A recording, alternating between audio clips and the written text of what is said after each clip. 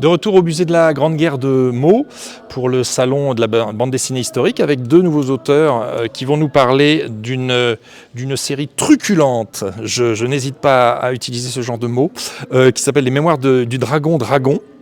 Nicolas Juncker et Simon Spreut sont avec nous pour en parler. Alors Nicolas, en quoi consiste cette série pour les gens qui n'auraient pas lu ? Cette série consiste à suivre les aventures d'un personnage fantastique, d'un vrai héros, qui est Dragon, de son état, donc Dragon le cavalier, et qui s'appelle en même temps Dragon, c'est son nom de famille. Donc on l'appelle le Dragon Dragon, et quand on s'appelle le Dragon Dragon, on ne peut être que formidable. Donc il est excellent cavalier, il est tireur d'élite, sabreur émérite, il est beau, il est intelligent, il a de l'humour, il est fantastique. Il n'a que deux défauts en fait, il est lâche, c'est vraiment un couard qui est prêt à tout pour échapper au combat, et c'est un obsédé sexuel qui est prêt à tout pour assouvir ses besoins sexuels qui sont variés, enfin qui concernent toute la gente humaine sans distinction de sexe, d'âge, de classe ou de quoi que ce soit.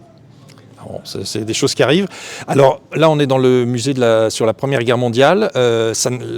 L'histoire du Dragon Dragon ne concerne absolument pas la Première Guerre mondiale. On est dans quelle période ? Alors oui, c'est en fait ce que j'ai oublié de dire comme le plus intéressant, c'est que toutes ces turpitudes, ces caractères essentiels au Dragon Dragon l'entraînent dans des aventures assez fantastiques qui traversent en fait toute l'histoire de la Révolution française jusqu'au Premier Empire en fait. Donc ils traversent toutes les grandes batailles et toutes les grandes heures de l'armée française, en commençant par Valmy, et après on le suit en Belgique, à Jemappes, etc., jusqu'en Italie, patati patata, au fil des tomes et des aventures. Alors présenté comme ça, on pense à une comédie. C'est une comédie, bien sûr, mais comédie historique. Faut pas oublier ça. Comment vous avez trouvé les événements, parfois des micro-anecdotes qui constituent le fil rouge de ces albums ? Sur quoi vous êtes appuyé comme documentation pour faire les scénarios ? Des livres lus ici ou là, ou pas que, ou des sites internet. Alors ça dépend si on veut une documentation sérieuse, une documentation plus rigolote. Sur internet, il y a plein de sources assez très rigolotes, voire presque complotistes, où c'est très facile de trouver des choses très très drôles pour nous expliquer que la bataille de Valmy n'a jamais existé, qu'il s'est passé telle ou telle chose. Et donc je m'appuie à la fois sur les deux sources pour être à la fois avoir une base un peu sérieuse et une base plus rigolote. Mais c'est un peu précisé en fin de livre ça à chaque fois, ce qui est vrai ou ce qui n'est pas. Parce que le premier tome, donc c'était la bataille de Valmy, mais enfin, disons, on la connaît pas très très bien, le grand public la connaît pas très très bien cette bataille. Et puis là, c'est la Belgique, l'occupation de la Belgique par les troupes françaises, le rôle de Danton. Enfin, c'est des choses quand même qui sont pas très connues du grand public. Comment c'est au fil des lectures que tout d'un coup vous êtes dit ah tiens ce petit détail là, ouais ça m'intéresse. Oui, c'est ça. En fait, c'est un peu comme une pelote de laine qu'on déroule. Par exemple, quand je me suis intéressé à la suite de Valmy, donc je me suis intéressé forcément à l'occupation de la Belgique, donc à Dumouriez. Donc je me rends compte que Danton est souvent dans les parages, ce que je ne savais pas, parce que moi je pensais qu'il était à Paris pour le procès du roi, enfin comme n'importe quel conventionnaire qui se respecte quand même. Et en fait non, pas du tout. Il était comme toujours fourré à Bruxelles ou en Belgique pour faire ses petites affaires.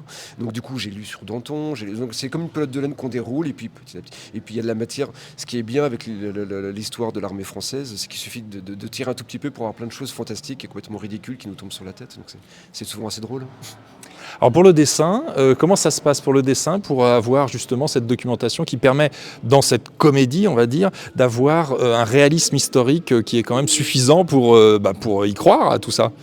Je pense comme la plupart des auteurs contemporains, c'est surtout Google Image, mais aussi des livres et tout ça. Mais ouais, en fait, on peut trouver des images de presque tout de nos jours sur Internet. Mais moi, je ne suis pas hyper strict dans ma documentation. Donc, pour moi, si c'est un uniforme, c'est pas toujours hyper correct l'année de cet uniforme-là. Des fois, comme les casques des dragons, j'ai choisi un autre type de casque parce que j'ai trouvé le casque plus cool après le début de la Révolution. Voilà. Et comme avant ce livre-là, j'avais fait un autre livre au Lombard qui se passait pendant la campagne russe de Napoléon. Donc j'étais déjà un peu dans cette période-là. J'avais déjà fait assez de travail de documentation. Donc pour moi, c'était assez naturel de suivre ce travail pour Dragon Dragon.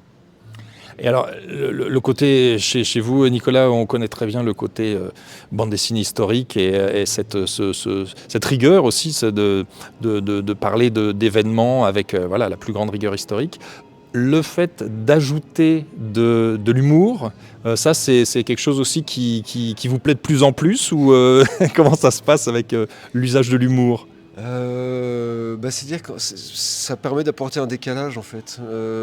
C'est vrai que j'utilise, en ce moment j'utilise pas mal l'humour quand même. Moi je l'avais utilisé Oui, parce que un général des généraux, c'est aussi un monument dans le genre. Oui, c'est ça, il y a un général des généraux. Mais je l'avais fait aussi un peu avec Mallet avant, mais oui, c'est un décalage. C'est-à-dire que ça permet de présenter des choses sérieuses. C'est vrai que théoriquement, on parle de la Révolution française, on parle de Danton, on parle de Valmy, ou si on parle de Napoléon ou du Premier Empire, on va avoir une image très, très, très sérieuse.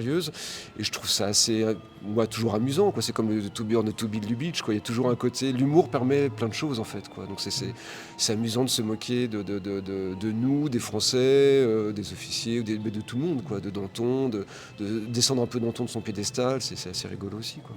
Mais chacun en prend pour son grade, c'est le cas de le dire.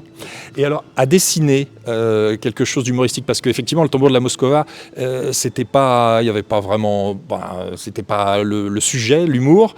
Et là, comment ça se passe pour dessiner? Est-ce que vous trouvez ça bien d'ajouter de l'humour? Est-ce que ça vous facilite les choses? Comment ça se passe?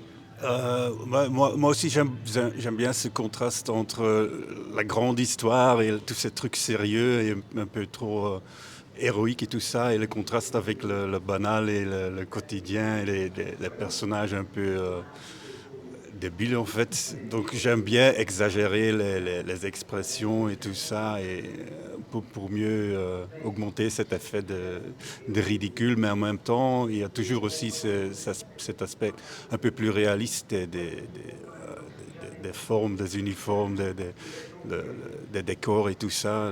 C'est un peu entre les deux, le réalisme et exagérer les expressions et les têtes, les visages. Et alors, on voit aussi l'utilisation de gravures d'époque dans les albums. Est-ce que ça, c'est quelque chose que vous utilisez beaucoup pour vous inspirer de ce qu'il y avait à l'époque? Oui, parce que surtout ce type d'illustration, très souvent, c'est très sérieux et c'est vraiment la gloire de la guerre et tout ça. Et d'une part, j'ai utilisé ces gravures pour un peu visualiser le contexte historique, mais en même temps pour aussi le ridiculiser par le contraste entre ces grandes gravures et les personnages un peu débiles qui font des trucs un peu débiles sur la page après. Eh bien, si vous voulez rire beaucoup et apprendre beaucoup aussi sur cette période révolutionnaire, eh bien, il faut lire Les Mémoires du Dragon de Nicolas Juncker et Simon Spreut. Eh bien, rendez-vous pour une autre vidéo avec d'autres auteurs qui sont ici pour le salon de la bande dessinée historique.